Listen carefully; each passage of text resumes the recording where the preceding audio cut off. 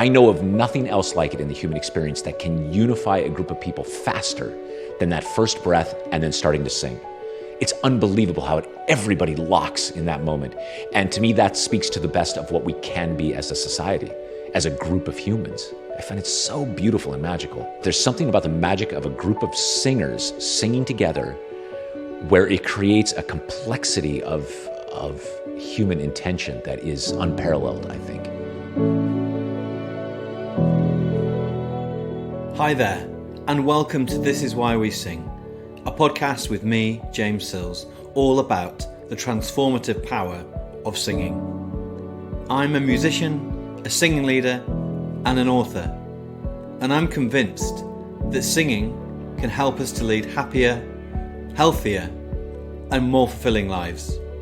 And so, on this podcast, I've invited people, not just from the singing world, but also authors and psychologists, to help explain why singing is so good for us and why it's an important part of our humanity.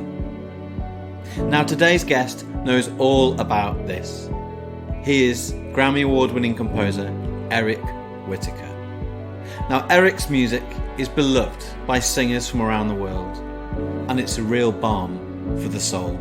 He knows all about the power of singing together, both in person but also virtually, because back in 2010, Eric founded and recorded the world's first ever virtual choir video. So he is a true pioneer, because for the last year, virtual choir videos have been the only way for people to bring their voices together whilst in lockdown. And so we talk about that in this conversation.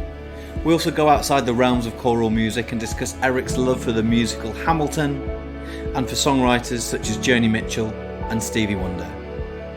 Eric isn't just a composer and a musician, he's a real humanitarian, and I think this comes across beautifully in the conversation.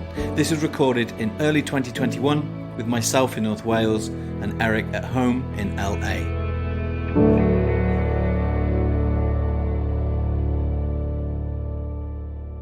Welcome to the podcast, Eric. Thank you so much, James. The first question I'm going to ask you is, what song or what piece of music is in your head right now? Oof. Well, so I'll tell you, there's a musical called Hamilton. I don't know if you're familiar with Hamilton. Yes. My obsession started, I guess, 5 years ago, whenever it was first released. And it got so bad, honestly, that I had to stop listening to Hamilton because it's got some of the catchiest melodies I know in it. So catchy that they actually ruin my sleep. You know, those earworms that just play over and over and over. Yeah. And so, but just this last week, I've got a 4-month-old baby, and I've been taking these long walks to try to get him to sleep in the afternoon. Mm-hmm. And I've started listening to Hamilton again because it's the perfect 2-hour, walking time. Loop. Yeah. And so now I'm just, my head and my heart is full of Hamilton. It's so good. So layered, back to it. Interesting. And yeah, and it's something that has been so critically acclaimed, but also just, it's just so popular. It's kind of reached that sweet spot that I think every artist is aiming for, that kind of popular and critical acclaim. And it's also now the soundtrack to your tour. Baby walks around the streets of LA. Yeah, that's how I'll always remember it. Yeah, it's funny. Next time I listen to it, I'll think of you. Yeah, thank you. Yeah, think of me happy but bleary-eyed.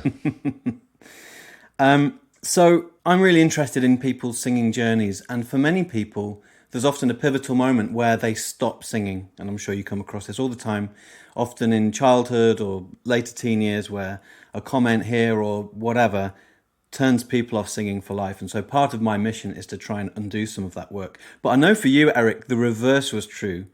There was a eureka moment where you were completely turned on to singing in the world of choral singing. Could you tell me a little bit about that, please? Yeah, absolutely. Yeah, there was truly a eureka moment. So I grew up in a small town, really a farming town in northern Nevada, which is next to California, high desert. I mean, nobody lives up there. And I had no exposure to classical music. My grandmother would take us into Reno, which was the big city, once a year, and we would see the Nutcracker. And I was obsessed with movies, so John Williams and Jerry Goldsmith, those scores. That's the only classical music I knew. And when I turned 18, I went to university at the University of Nevada, Las Vegas. and it was just a big state school in Nevada. And the choir director there convinced me to join choir, really reluctantly. I'd seen choir in high school, and there was just no way I was going to do this. And the very first day that I began rehearsing with the choir, we started rehearsing the Requiem by Mozart. And that was it. I had never experienced anything like that. It's beyond a transformative moment for me. It was an awakening that I look back at it now and I think it's the first time that I truly felt part of something larger than myself. Yeah. And it was as if somebody were saying my real name, not Eric, but my true name. And one 50-minute rehearsal later, I left, and I was the world's biggest choir geek, and I remain the world's biggest choir geek. I know all singers, at least all choral singers, have that piece that transforms them. Sure. And that moment was, for me, an awakening. And up to this moment, I'm right in thinking that, like you say, classical music hadn't really been on the radar, and you were kind of playing synths in a pop band. Yeah, right, yeah, exactly. So that's kind of quite a radical shift. What in particular, kind of musically, sonically, was it about that 50-minute rehearsal that really changed your life? I'll tell you something interesting. I only put this together recently, and not to get too far into the musical weeds, but in high school, as you say, I was in a pop band, and this is the 80s, right? So it's all techno pop, and so drum machines and synthesizers. And the way, especially then, that you would compose pop music is track by track, layer by layer, right? So you might put in a synth line, and then under that you put a bass line, and under that you put drums. It's kind of this additive way of composing. And the very first part of the Mozart Requiem that I sang was the fugue, which is the Kyrie. And a Kyrie is, in a way, the next level of that. It's not just additive, it's the lines are weaving and dancing with each other. It's counterpoint, but counterpoint at the highest possible level. And that's what I remember musically happening, was just, my God, I didn't realize that kind of complexity was possible. And anybody who's sung in a choir knows that you also get the benefit of experiencing all of that in 3 dimensions. Right? It's happening around you. The instrument is human beings, and you feel it in your body. You feel the lines move through you and around you. And so it couldn't have been a better introduction to this much deeper concept of counterpoint. Yeah, and music in general, I guess. And music in general, that's right. And also, I've always been a fan of the great songwriters. So the Beatles and Stevie Wonder and Paul Simon and Joni Mitchell and hello, right? Yeah. And what I love about all of them, especially in their lyrics, is that they really reach for the higher fruit. It's not just pop songs. It's not just fluff. They're actually, all right, let's pick apart the human mystery, the mysteries of the human experience. And I hadn't then experienced this, it's not just the Mozart Requiem is amazing musically. It's also dealing with the tragedy and the fear and the wonder and the mystery of death and passing. And that's another thing about classical music, is that often it really reaches for those big human themes. And that was also an awakening for me. I grew up a real literature kid. My grandmother was a librarian and was constantly giving me books. And so in literature and poetry, you're always, trading in that currency. This was the first time I'd heard music do that kind of thing. I want to say congratulations, Eric, on 10 years of virtual choir. Thank you. Thank you, my God. It kind of feels like I'm speaking to Einstein or the guy who invented the internet or something, in that you are the founder of the virtual choir. And if we just talk about the first one, because it was not born out of necessity, as thousands of choirs around the world have been, been making virtual choirs over the last year. And in fact, just before our call, I was just getting emailed parts from my choirs that we're putting together for our. Oh, I'm so sorry. Our choir at the moment. No, there's such a okay. I'm getting someone else to edit it. It's fine. Good. No, it's wonderful. It's wonderful. But the first virtual choir was not born out of necessity, but it was just born out of an email or a YouTube video, and you just kind of followed the thread to create Virtual Choir 1. That's exactly right. It was a young woman named Britlin Losey. She was 17 at the time, and she was living in New York. She uploaded to YouTube a fan video to me, and she didn't know me. She just sent it out like this electronic message in a bottle, and it found me. And in the video, she says, "Hi, Mr. Whitacre, I'm a big fan, and here's something I'd like to make for you." And then she pressed play on her CD player, and a piece that I'd written called Sleep started to play. And she just sang the soprano line over the top of it. Just this lovely little gift that she sent out into the world. And, you know, like a 5-year-old, I just had this very simple idea, which was, you know, if you could get 25 people to do what Britlin is doing, if they just sang their part, soprano, alto, tenor, bass, as long as everyone was singing in the same key and at the same tempo.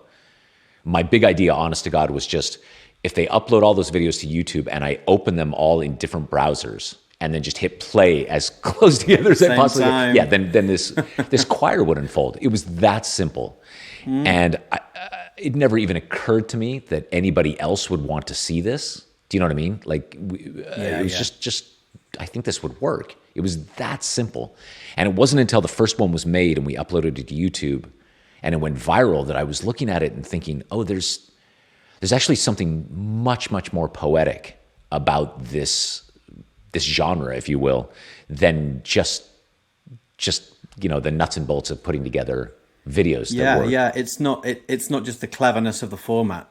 Exactly. That in fact, what you do is you see all of these people separate, like the modern world is now, even pre-pandemic, but then again coming together simply to make something beautiful, simply to be part of something larger than themselves. It speaks to the very best of humanity, which I also think choir does and singing does. It's really the best of who we are. Tell me about that. I mean, I will just nod and agree with you, but these words need to be said, I think. Yeah. So bringing out the best in humanity. Well, yeah, especially when it comes to singing, it's there's something about, well, okay, two things pop into my mind. The first is this, that one of the joys that I get when making these virtual choirs is I get to see literally thousands and thousands of singers uploading their videos to me before we edit them. The latest one we did had over 17,000 singers from 129 countries. Right, yeah. I'd like to come on to talk about that a bit later. Sing Gently, yeah. Sing Gently. And so I try to sample as many of them as I can.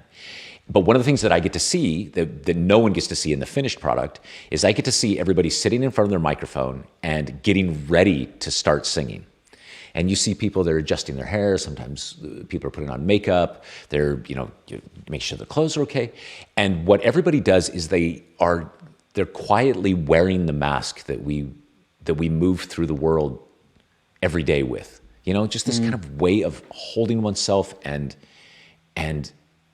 this countenance that's a little separate from their essential self.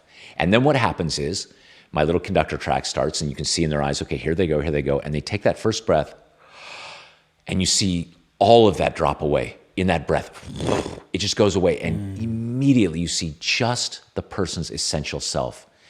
And I swear, in doing this for 11 years, watching thousands of videos, all I ever see in that moment is just goodness. It's just good. People, I believe in my soul, are essentially good. They want to do good. They want to be part of something beautiful. And so I get to witness that kind of thing. And the second thing that makes me think about singing is related to that, is there's this thing that happens when you sing together in a choir, and anybody who has sung in a choir knows this feeling well, that the conductor lifts their arms, you take that first breath, and it's not just that you're breathing at exactly the same time, which already is an extraordinary phenomenon. You can get any group of... Yeah, and that thing about synchronizing heartbeats at the same time. And yeah, that's right. There's a physiological component. Mind-blowing. Yeah, the body wants to work together with other people. It wants to do this. Right. But that in that moment, when you take that breath with the other people in the room, there are terabytes of emotional information that are being communicated between each other and at the same time. And I know of nothing else like it in the human experience that can unify a group of people faster than that first breath and then starting to sing. It's unbelievable how everybody locks in that moment. And to me, that speaks to the best of what we can be as a society, as a group of humans. I find it so beautiful and magical. And that's definitely something that came across in Sing Gently, which was your sixth virtual choir video which last year, wasn't it, 2020? And we have all those elements coming together, but also just the text as well. Just that idea of singing gently as one. Just so powerful, so powerful. I wonder if you could maybe talk a little bit about the writing process for that, because this must have been, very, very unusual for you, in that I guess you're writing a piece where the first time you'll actually hear it back sung by people is not by people in the room, but by voices in the virtual choir. Right. I imagine there's the kind of the pressure of, how am I going to write a piece for these times? How can we even start to address that? But I think you did it in such a beautiful, beautiful way. And if I say understated, that's a real compliment. Thank you. So I just wonder if you could just talk a little bit about that, because obviously we see the final product, the final piece, the beautiful jigsaw effect of all the singers coming together, all 17,000 of them. But I can see your piano there in the background. I guess that's where the piece started. Yeah, right? That's right. Yeah, right here in my garage. So I think, like everybody on Earth, there was the initial hint that something was happening, right? Like, my God, this sounds bad. And then you remember it was almost hour by hour as the news feed was coming in, like, oh God, this is really bad. And then, oh my God, we're actually shutting down the world. Now this is what we do. But at the time, you remember a year ago? It was shocking. And I think on top of that, which is just the shock of that this could happen to all of us, is that you remember there were all these news reports about there were singers in choirs who had contracted it and were dying.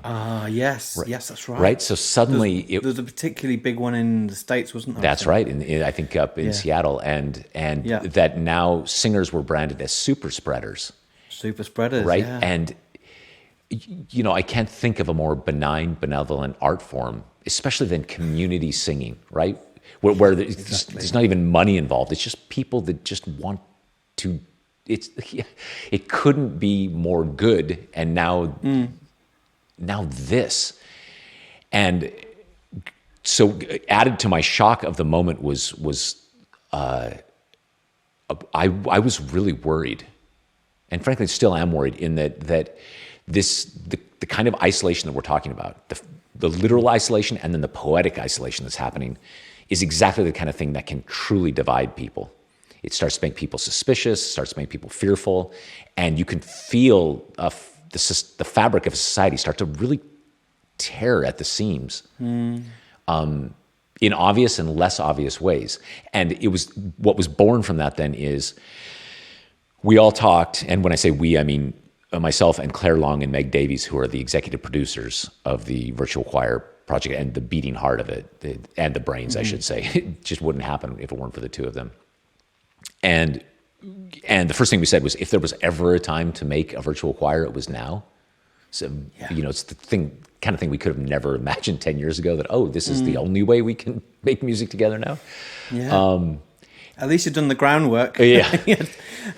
9 years of experience, you knew what you were doing. Yeah, actually, that really came in handy.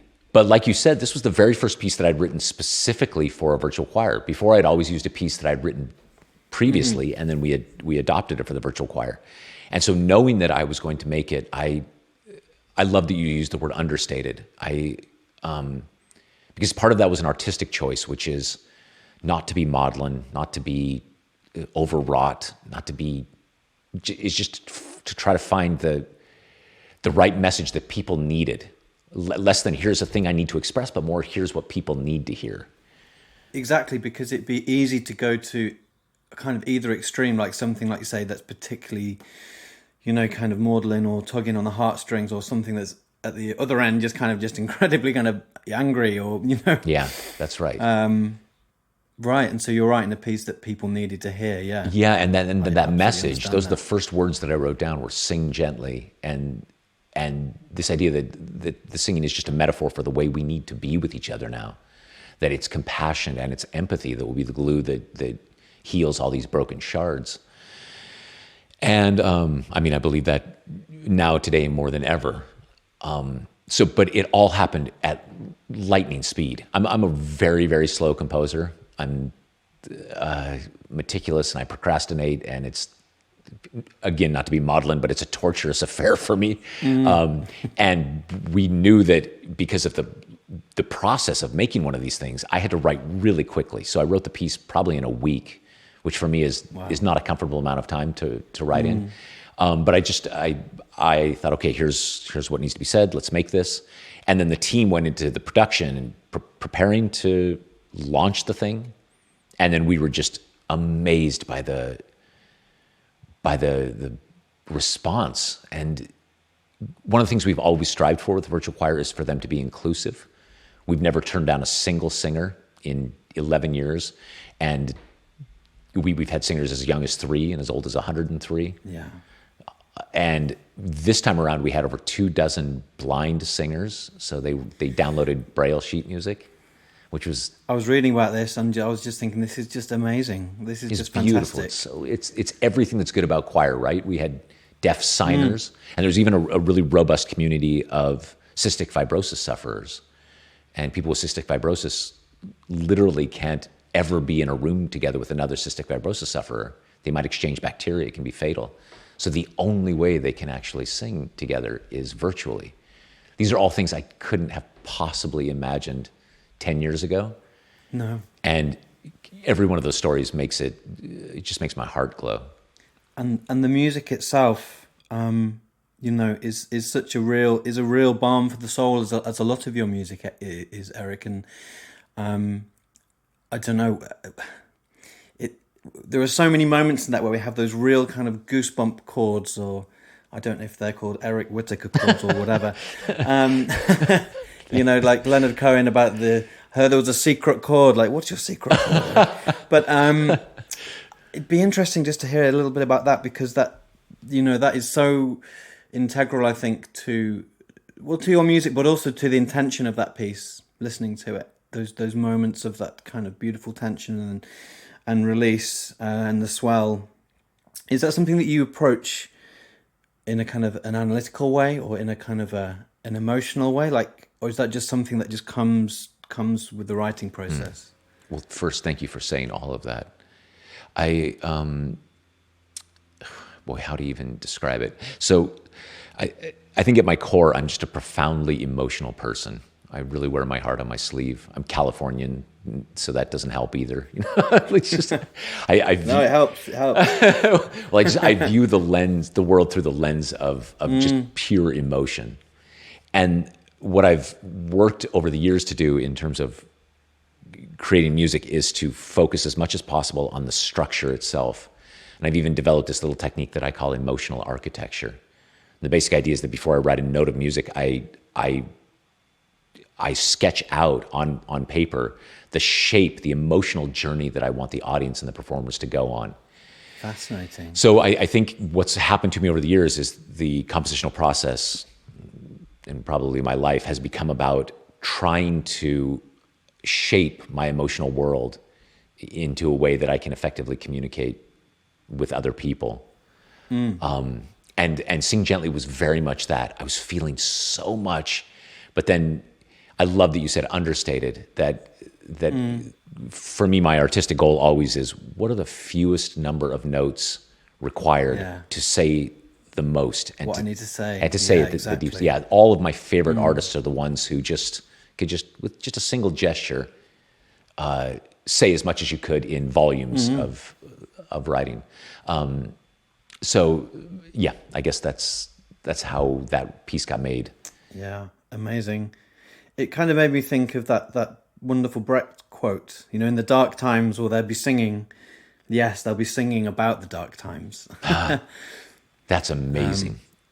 Yeah, it's a great quote. And in fact, what Sing Gently has is an incredible lightness, but it is also at the same time reflecting these dark times that we're living in. So it felt like a really important thing. No, it's more than just the music. It's the symbolism.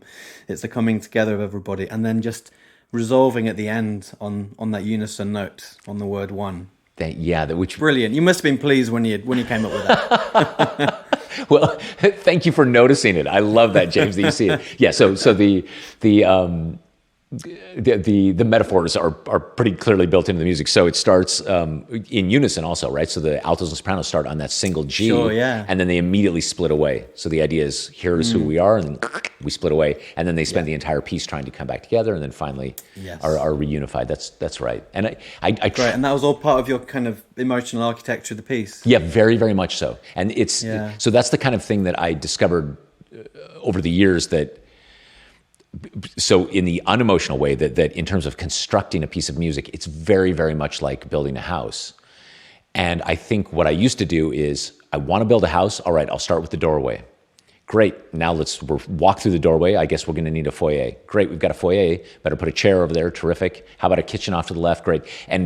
But then you realize, oh my God, but that door doesn't add up. And that style is, and so you build this Frankenstein house, if you know what I mean, that doesn't really connect to the rest of the house. It's got all the component parts, but it's not a whole.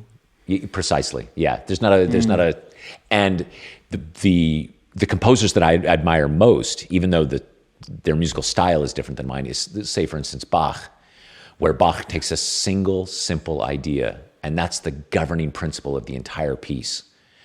And that requires a kind of restraint and focus and confidence in the material that I find just masterful. Not that I'm remotely comparing myself to Bach, but he's a mountaintop example of artists that I look up to. Yeah, and I get a sense there's a really, you draw from a really broad palette of music, because I know that you're equally passionate, like you said, about the music of Joni Mitchell and Stevie Wonder, who are two of my absolute all-time idols in every way.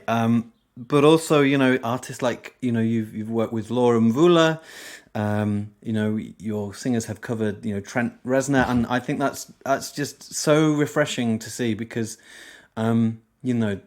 it's very easy, I think, with lots of facets of life, but particularly music and singing, for there to be these very kind of tight, almost insular worlds, that are only kind of self-referential. And I think what's so magical about your music and your approach, Eric, is that you're just so all-encompassing, and you just kind of bring in what you want to bring in, and that at the same time, that then brings more people into the singing experience, because I think they hear those resonances. Oh, I love that. I love that you point that out, James. That, yeah, for me, I think it personally, it happened because I came to classical music so late. I never had this sense that classical music is on a pedestal. That classical music is extraordinary and is beautiful and deep, but so is Joni Mitchell, and so is Paul Simon, and so is so is Hamilton. That they're just different languages for the same level of genius. And especially, I'm always struck where this is something in classical music training, which maybe you experience yourself, which is that there's kind of an academic way of teaching classical singing, which is, this is the right way to sing, and everything else is kind of the wrong way to sing. And I think, well, that can't be true. I listen to Ella Fitzgerald, and that is absolutely the right way to sing. Right? Yeah.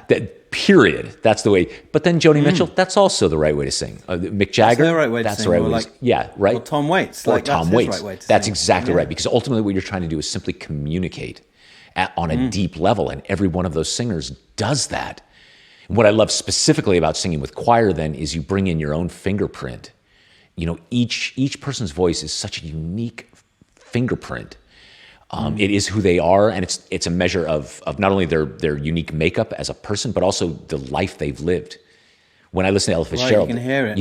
You hear every road. Billie Holiday, you hear every tragedy, every moment. And then you bring that together in a room, and it truly is the sum of its parts being greater than the whole. It's this magical thing that happens. And I don't find this with other groups of instruments. It doesn't matter what it is. I love orchestras. I love strings. I love rock bands. I love electronica ensembles.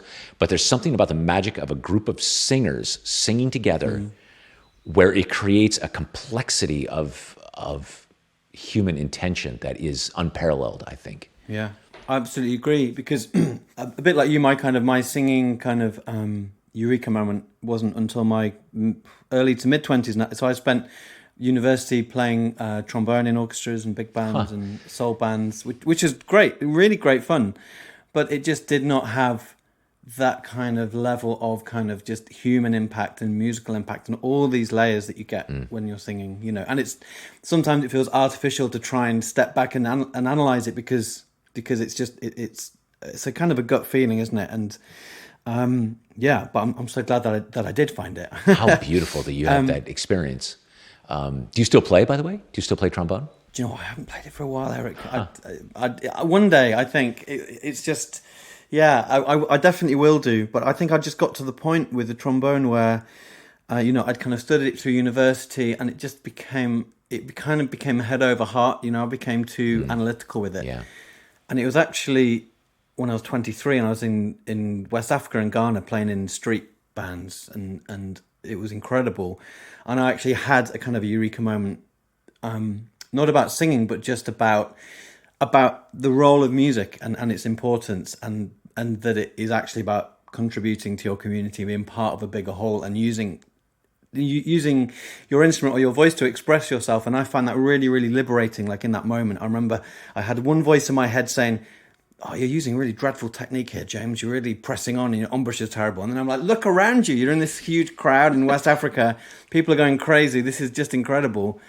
And so that was a real kind of flicking a switch moment for me. And I think that is perhaps something that is preventing more people from engaging in singing, in that they think it is something that is very kind of analytical. It's about getting it right or wrong. It's about putting yourself on a pedestal. And I'm not saying that it's not important that we have kind of excellence and traditions, but at the same time, singing is so fundamental to our being human that any ways that we can open up that experience to more people, whether it's through virtual choirs or through, sending out Braille song sheets, is just so important. Yeah, I so agree.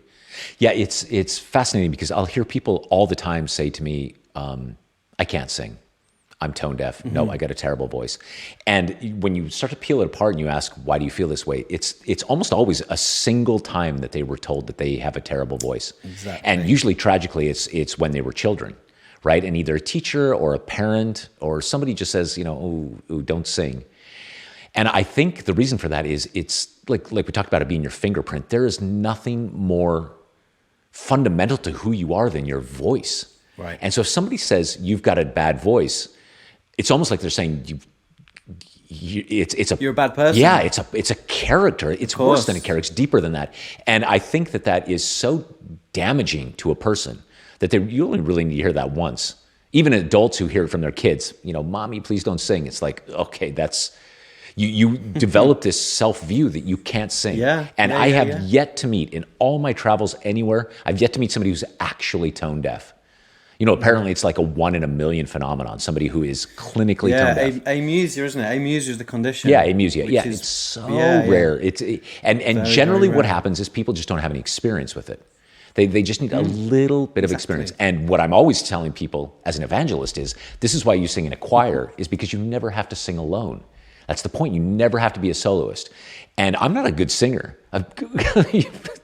You'd think being in choirs, I'm not a good singer. But this is why I adore choirs so much, is that then I'm carried along by with everybody else. That's right, yeah.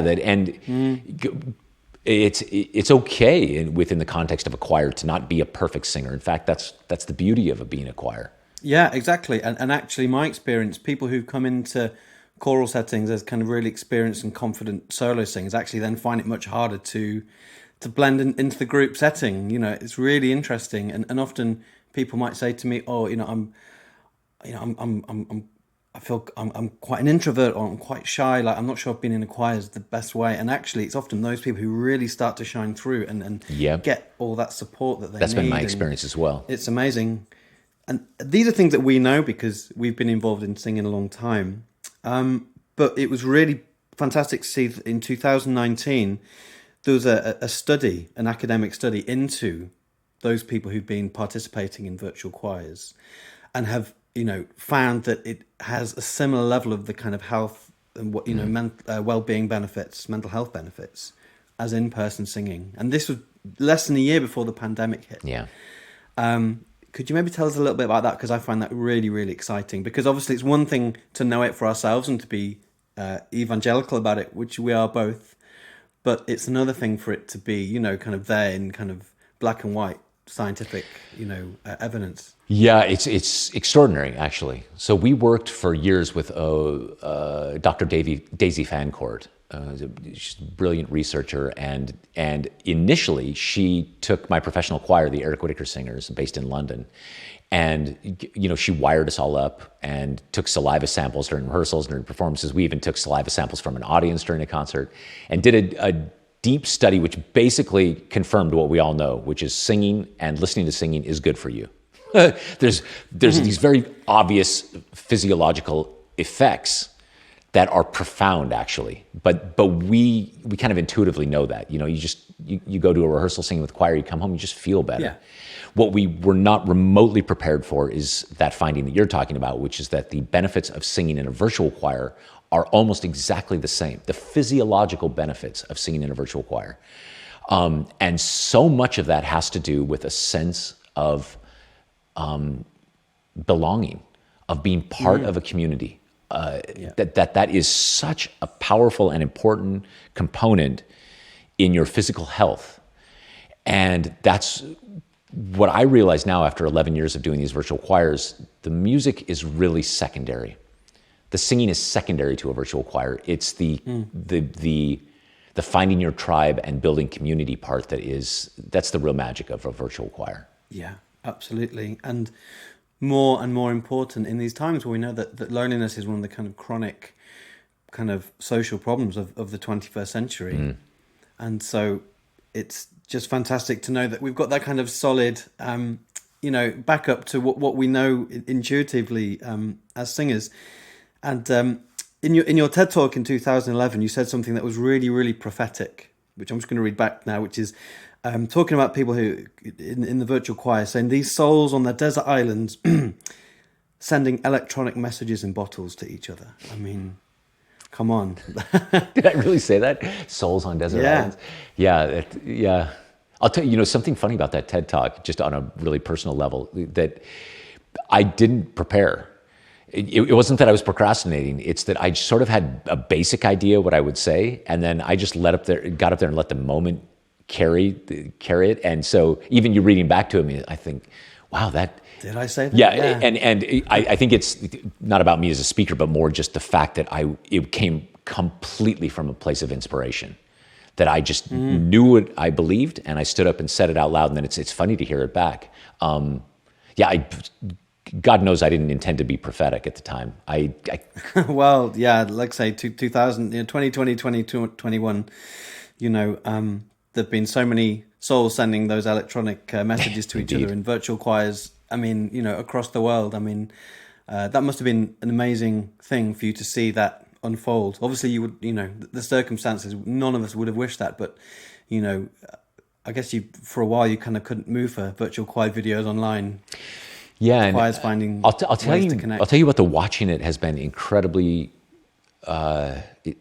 it's bittersweet for me, because as you say, it's thousands and thousands of virtual choirs all over the world. And so the bittersweet part is I'm so happy that people have a way to connect, and that somehow we're keeping the flame alive, which I think is important. I worry so much, especially in educational settings, about, you know, singers and whole music programs just dropping out and stopping to make music.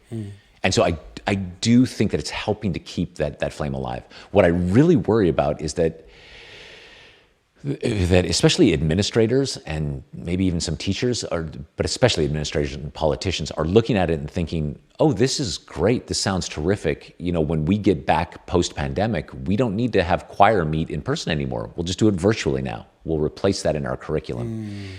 And it's amazing to me that people could say something like that. I believe that what we're seeing now is the first generation of administrators and politicians who didn't have any music education when they were growing up, and so they have no sense of the power of making music together.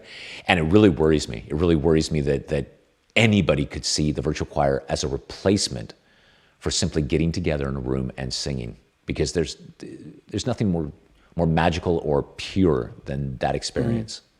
There's a couple of questions we're going to wrap up with, Eric. Yes, please. I really do appreciate your time so much. The first question is, well, it's not really a question, it's just a request, really. We have a podcast playlist, and every guest chooses one piece of music or one song that's special to them. This is a terrible question to ask anyone, especially a musician. But I wonder what what we could add for you, Eric. Yeah, it's funny because there's literally a dozen Stevie Wonder songs that are they're my go-to for just changing my day. Do you know what I mean? Like I can actually reset my entire day with a single song, but the one that I think works every time is I Wish. And it's got to be the best bass groove in the history of music. Exactly. It's my son. I've got a 15-year-old son who's a jazz bass player, and so he taught my wife how to play it, and it's just amazing. It has that physical effect where you just put it on, and 10 seconds into it, you're just in a different place. So I guess that would be my offering. Have you ever met Stevie or worked with Stevie? I'll tell you the funniest Stevie Wonder story. So I was in the Apple store here in Los Angeles. This was years ago. And I'm waiting for, I'd put my name in or whatever and waiting for somebody to come back over and talk to me. And I look over and they're standing in front of one of the Macs using an accessible Mac. Is Stevie Wonder. It's just in a Mac store. Nobody's talking to him. He's just, I couldn't believe it. And the guy came up and the salesperson came up and I said, is that Stevie Wonder? And he said, oh yeah, he comes in all the time. He's a big Mac fan and, he loves the accessible tools and everything. So he was just coming in there with some questions about his Mac. And, wow. And so, oh, goodness. So I went up, I never do this in my real life, but I just went up and said, Mr. Wonder, and he was very kind. I said, I just have to tell you, you're my hero. Thank you so much. Thank you. You couldn't have been sweeter, more generous. Oh my goodness. So that's my Stevie Wonder story. That's great. Do you know what? That's the difference between living in North Wales and LA. I haven't been to Stevie Wonder in my local phone shop. Oh, and just as a little slightly geeky musical note, have you heard the live version of I Wish where they just have those really outrageous cuts with the horns at the end? Are you talking the one in Japan? Ba, ba, ba, ba, ba, ba, ba, yeah. Oh, da, yeah, da. yeah. I think it's in Tokyo, right? I've seen it. I've seen his band a couple of times, and the first time they did it, I just couldn't contain myself. Yeah, it's literally like right. It's so good. That's another song too. Good. So apparently, the genesis of that. Not to go off here on the podcast, but apparently the genesis was that he was at a record company lunch or something.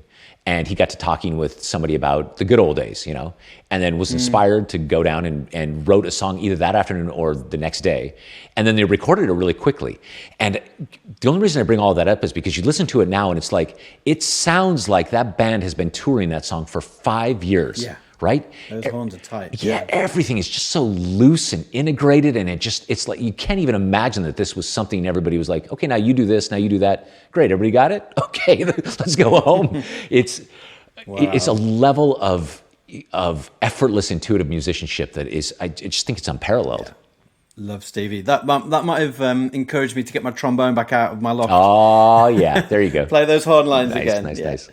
Great. I will definitely add Stevie to the playlist. Who else we got in the playlist? We've got Nina Simone on there. We've got John Martin. Oh, we've got some great stuff. Thank you. That is a brilliant addition, Eric. Thank you. A good list. And then the last question is about life lessons from singing. I mean, you've given us so many today, but if you could take one life lesson from singing, what would it be?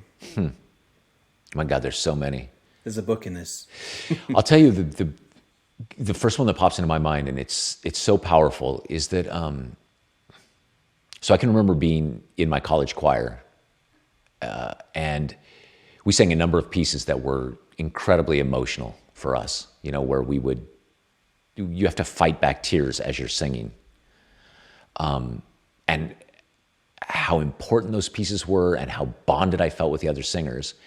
And I remember one time the conductor, David Weiler, this man who changed my life, he just very quietly sat us all down and he said, when this arises in you, when you have this feeling that you're going to lose it, that you're going to cry, you can't do this. And here's the reason why. This isn't for you. This is for them. It's for the people who are listening. And it so dramatically changed my whole worldview. Like that, and it's framed my whole career afterwards, which is that how can I be of service? Not what am I trying to express? What does this mean to me? How can I be of service? Just that little change has been, it's meant everything to me. And that came through singing. I'm so grateful that he said that. And it made it into Sing Gently as well. May our singing be music for others, and may it keep others aloft. I couldn't have said it better myself. You couldn't have said it better. Thank you. Yeah. Oh, beautiful. That is just so beautiful. Thank you, Eric. Thank you, James. It's been a lovely hour, truly.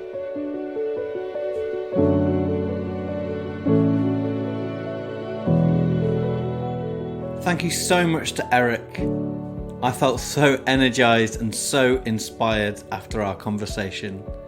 It felt like speaking to an old friend. I really, really appreciate him taking the time to speak to me. And thanks also to Meg Davies for setting up the conversation. If you go to the show notes, you'll find a link to Sing Gently, the virtual choir video that Eric and I were talking about, featuring 17,000 people from around the world. I've also put a link to Eric's TED Talk, where you can find him talking about the very first virtual choir video back in 2010. And there's also a link to Eric's website, where you can find out more about him and his music. Also in the show notes, you'll find the link to the Spotify playlist that accompanies this podcast. I invite each guest to choose one song for the playlist, and there you'll find them, including Eric's choice of I Wish by the great Stevie Wonder. What a brilliant choice. If you've enjoyed today's conversation, consider sharing with friends and family or your networks to help spread the word about Eric's music, and also spread the word about singing and why it's so good for us. And it's what we need right now. A rate and a review on Apple Podcasts is always appreciated, and again, it helps me to get the word out. I've also put links in the show notes to my social media handles on my website. I love to hear from listeners of the podcast and hearing about how your lives have been transformed by singing. So do get in touch, keep smiling, keep singing, and keep listening to This Is Why We Sing. Bye for now. Thank you.